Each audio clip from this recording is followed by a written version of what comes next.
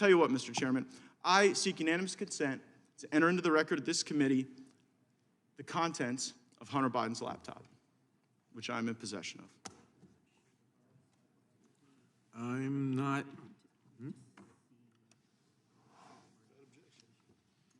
There's no objection to that.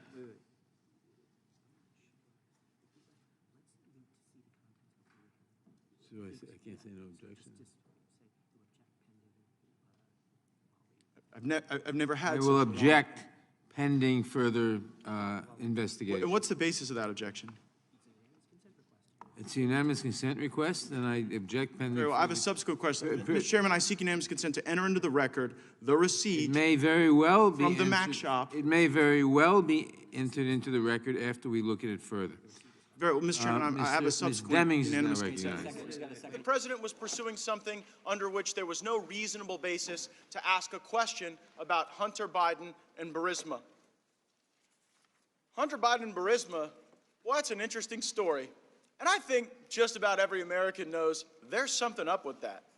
$86,000 a month, no experience, working for some foreign government while your dad's the vice president of the United States.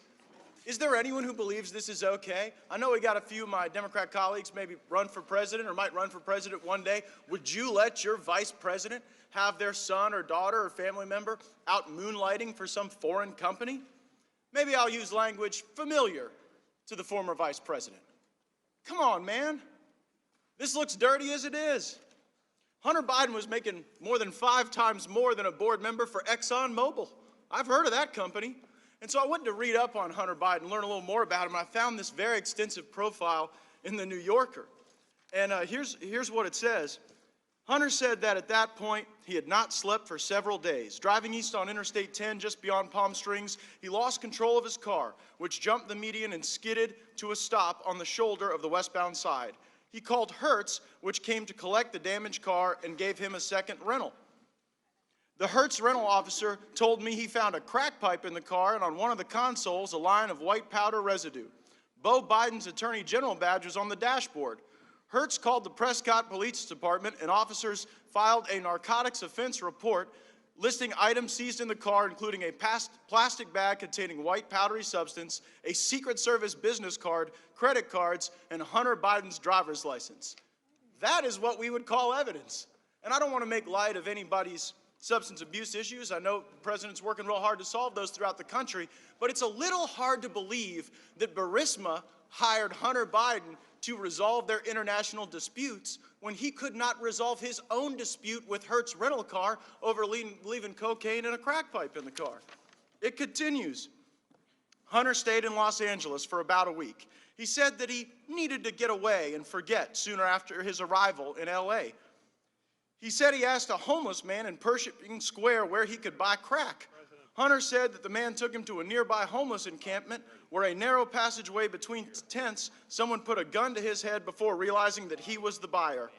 He returned to buy more crack a few times that week. Again, not saying, not casting any judgment on any challenges someone goes through in their personal life, but it is just hard to believe that this was the guy wandering through homeless encampments buying crack that was worth $86,000 a month to Burisma Holding. And that might be one of the reasons why when ABC asked Hunter Biden, hey, you think you would have gotten this job in the absence of your dad being the vice president? Well, he said, probably not. And then I looked to the record evidence, and I looked at the testimony of Mr. Kent. Mr. Kent was one of the witnesses they called on the first day. He said Burisma was so dirty that our own embassy had to pull out of a joint sponsorship with them. When Ambassador Yovanovitch was being prepped for her Senate confirmation, the Obama administration was so worried about the corruption around Burisma and Hunter Biden that they held special prep moments to try to get ready for the inevitable questions about this obvious corruption that the president asked about. Mr. Kent, again, one of their witnesses from the first day, also gave testimony that that the head of Burisma had stolen $23 million in the U.S. and the U.K., and that he paid a bribe to get off the hook. So again, it's not as if Burisma is pulling out new plays. Their playbook is to do dirty stuff and then go and pay bribes and hire the people necessary to make those problems go away. This is why the minority hearing issue is so important, by the way. You wonder why Republicans are so angry that we didn't have a hearing to put on our own witnesses and own evidence. And you may wonder why, well, if they feel so good about their case, why did they block our ability to put in evidence? It's because we have the ability to show that Burisma is corrupt. We have the ability to show that Hunter Biden is corrupt. And that totally exculpates the president.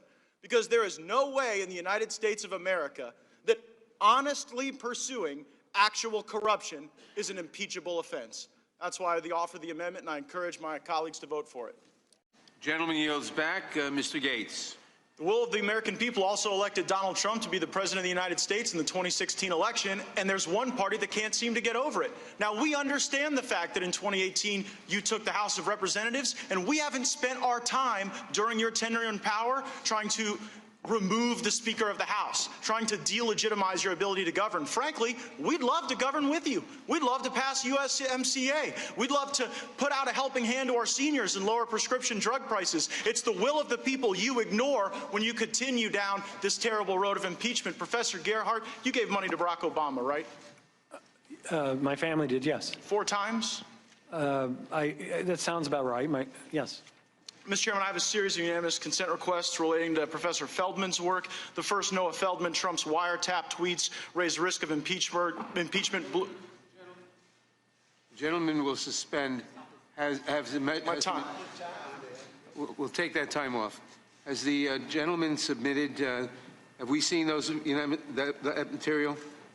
We can provide it to you, as is typical for unanimous. And we'll consider the unanimous consent request later after we review Very the well. material. Very well. Thank you. The gentleman may continue. Thank you, Mr. Chairman. Mr. Feldman wrote articles entitled, "Trump's Wiretap Tweets Raise Risk of Impeachment."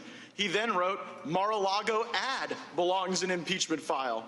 And then Mr. Jake Flanagan wrote in Quartz, "A Harvard law professor thinks Trump could be impeached over fake news accusations." My question, Professor Feldman, is since you seem to believe that the basis for impeachment is even broader than the basis that my Democrat colleagues have laid forward, do you believe you're outside of the political mainstream on the question of impeachment? I believe that impeachment is warranted whenever the president abuses his power for personal benefit or to corrupt the democratic process. Did you write an article entitled, "It's hard to take impeachment seriously now"? Yes, I did write that article. And in that article, did you write, hold on, I'm limited on time, sir. I wrote did you that write, article. since the 2018 midterm election, House Democrats have made it painfully clear that discussing impeachment is primarily or even exclusively a tool to weaken President Trump's chances in 2020. Did you write those words? Until this call on July 25th, I was an impeachment skeptic. The call changed my mind, sir, and for good reason. Thank you. I appreciate your testimony. Professor Carlin, you gave $2,000, or you gave $1,000 to Elizabeth Warren, right? I believe so. You gave $1,200 to Barack Obama? I have no reason to question that. And you gave $2,000 to Hillary Clinton? That's correct. Why so much more for Hillary than the other two? Because I've been giving a lot of money to charity recently because of all of the poor people in the United States. Well, those aren't the only folks you've been given to. Now, have you ever been on a podcast called Versus Trump? I think I was on a live panel that the people who ran the podcast called Versus Trump. On that, do you remember saying the following? Liberals tend to cluster more. Conservatives, especially very conservative people, tend to spread out more. Perhaps because they don't even want to be around themselves. Did you say that? Yes, I did.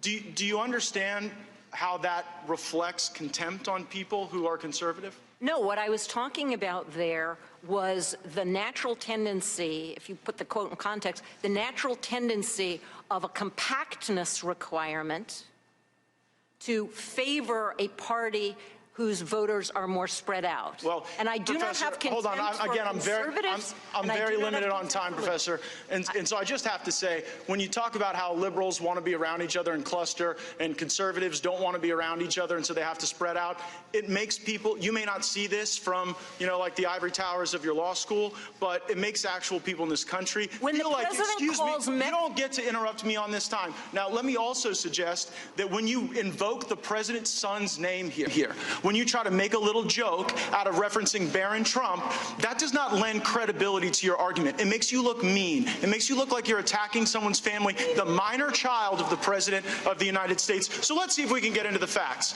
To all of the witnesses, if you have personal knowledge of a single material fact in the Schiff report, please raise your hand.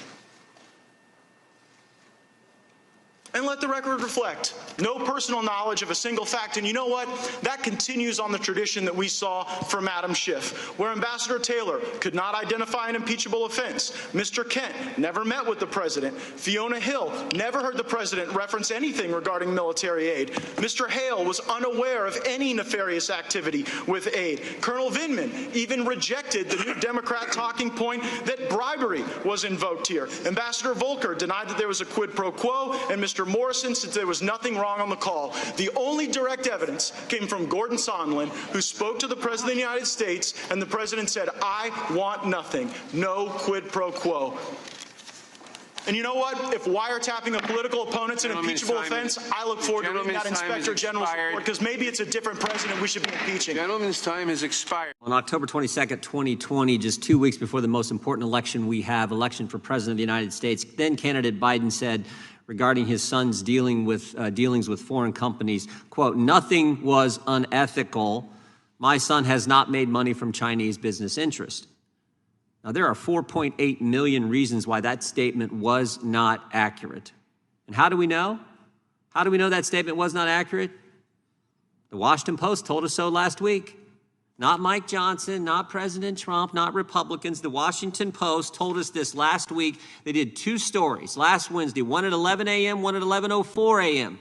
2 8-page stories, 4 minutes apart, confirming what we already knew. The laptop was real, the eyewitness was real, the emails were real. The only thing fake 18 months ago in the run-up to the presidential election was the news. I find that amazing. 2 8-page stories, 4 minutes apart, saying the laptop is accurate, all the emails are accurate, saying this from the Washington Post, when for 18 months they said, no, it was Russian disinformation.